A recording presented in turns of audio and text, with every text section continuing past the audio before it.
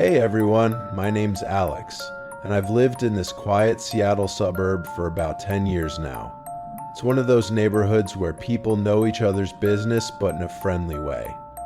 You see kids playing in the streets, neighbors walking dogs, and the houses, well, most are old but well kept. Nothing too fancy, but cozy. I work as a software engineer downtown. It's a decent job, pays the bills, keeps me in my little two-bedroom house on Elm Street. Nothing luxurious, just a place to crash after a long day staring at code, but it's mine. The house right next to mine has always been a mystery. When I moved in back in 2015, it was already empty. The previous owners, an elderly couple, had passed and no one claimed it. Over the years, the place just sat there, slowly decaying. Weeds choked the yard, paint peeled, the windows were dusty and cloudy. Kids in the neighborhood called it the haunted house, but that was just kids being dramatic. No ghosts, no weird spirits. At least, that's what I thought. I'd mow the edge of their lawn sometimes just to keep it from spilling into mine, and that was it. But the weird stuff started happening on Halloween. My first year living there, I noticed it immediately. October 31st came and suddenly the house had lights, fake cobwebs, pumpkins on the porch, and even a blow-up ghost swaying in the wind. It looked like someone had spent hours decorating. At first, I figured maybe a city group or a neighbor did it for the street, but when I asked around, no one knew anything. Strange, right?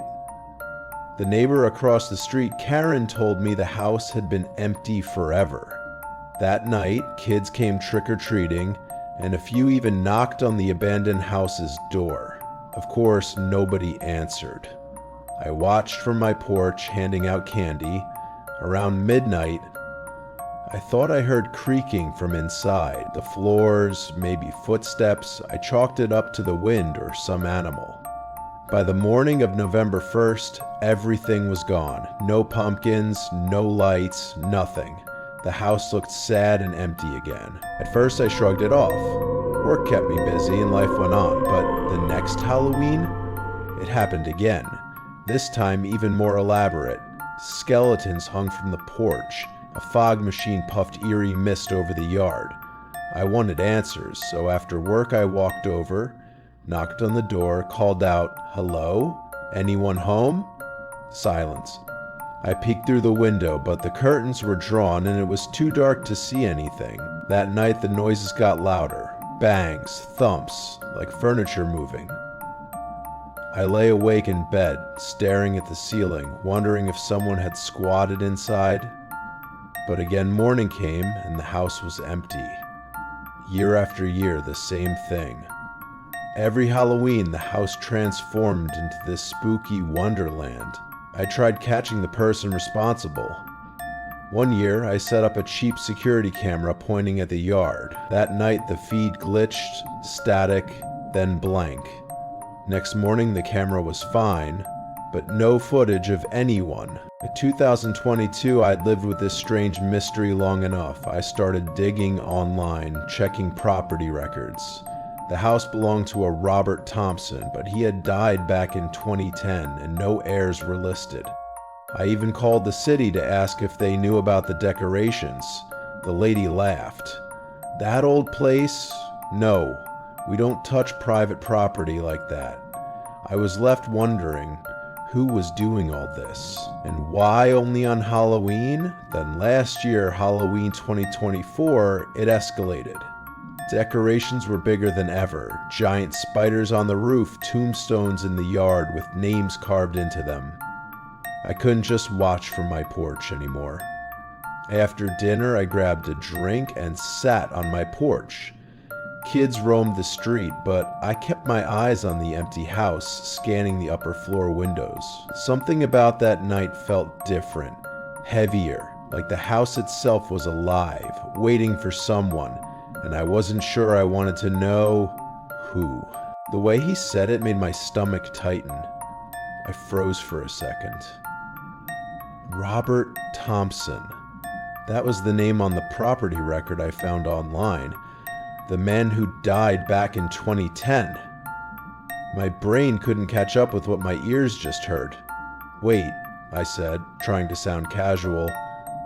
"You said Robert Thompson was your dad, but he passed away, right?" Mike's eyes flicked back to me, cold and glassy. "Yeah," he said softly, almost like he was talking to himself. "But he still likes to celebrate." The air felt heavier and the back of my neck prickled. Before I could say anything else, he turned and started walking toward the back of the house. "Hey, wait!" I called, but he didn't respond, just disappeared around the corner. I stood there for a few seconds, debating whether to follow, but something deep down told me not to. That night, I couldn't shake the image of his grin and kept flashing in my head every time I closed my eyes. Around midnight, I heard noises again, louder this time. The same dragging sound like furniture scraping against the floorboards, but mixed with something else. A laugh, low and muffled, coming from the direction of the abandoned house. I grabbed my phone and hit record, standing by my window, trying to capture it. But the moment I started filming, everything went silent. I played the clip back and almost dropped my phone. There was a voice, faint but clear, whispering right before the sound cut. "You shouldn't have asked." My blood ran cold. I shut my curtains, locked every door, and sat awake until sunrise. The next morning I went outside. Mike was gone. The yard looked untouched, like no one had ever been there. But on the fence between our houses, carved deep into the wood, were 3 words that hadn't been there before. "He's still here." I nodded, remembering the name from my search, and tried to sound casual even though my pulse was racing. "What happened to him?" I asked. Mike sighed deeply, rubbing the back of his neck like it hurt to talk about it. "He lived here alone after Mom passed. I'd visit when I could, but I moved to Tacoma. One Halloween night, 2014, he called me, real late, sounded terrified, said he was getting his last pumpkin from the patch down the road and someone was following him. He kept saying, 'Mike, please come quickly, I think they're after me.'" Mike's voice cracked just a little, and for a second he looked like a broken man. "What did you do?" I asked quietly. "I drove straight here. Took me about an hour. When I got to the house, the door was wide open, lights on, no Dad. The place was trashed, chairs knocked over, papers scattered. Like a fight happened?" He paused, looking down at the ground. "I called the cops. They searched everywhere.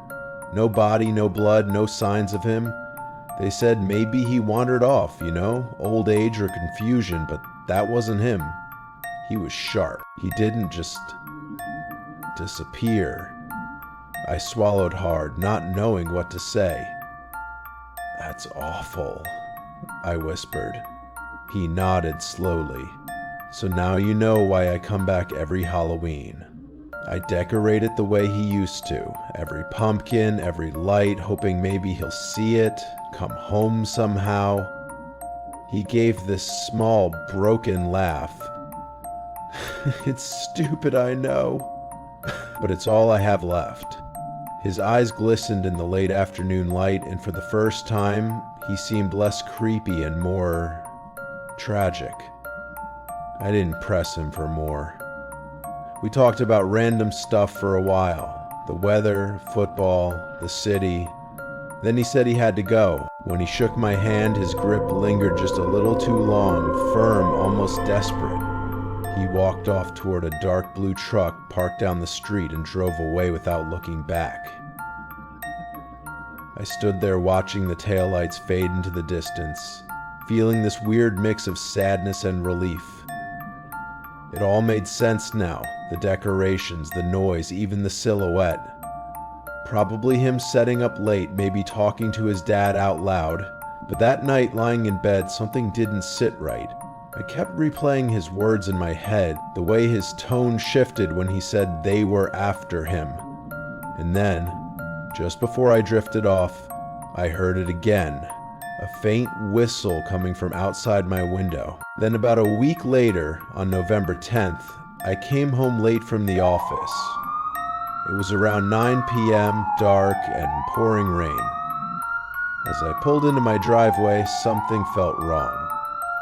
My front door was wide open, rain blowing inside, and my heart sank. I grabbed my phone and called 911, whispering, "Possible break-in." Within minutes, 2 officers arrived, flashlights cutting through the dark. We went inside and I couldn't believe my eyes. Drawers pulled out, cushions slashed, my TV ripped off the wall, laptop gone, even my watch collection missing. The cash from my safe, around $2,000, 0 cents, was gone too. But nothing was forced. The door wasn't broken, just unlocked. While giving my statement, I mentioned Mike, my neighbor who visited each Halloween. The officers exchanged looks. Officer Ramirez said slowly, "Next door? That house has been empty for years." I tried to explain. No. Mike Thompson, the son. Ramirez pulled up records. His face went pale. Robert Thompson died in 2010. No known relatives. My blood ran cold. Whoever I'd seen that Halloween, whoever I'd talked to, wasn't alive. And that night, for the first time, I wished I had never come home. No activity. I insisted, but I talked to him. Mike told me about his dad disappearing in 2014.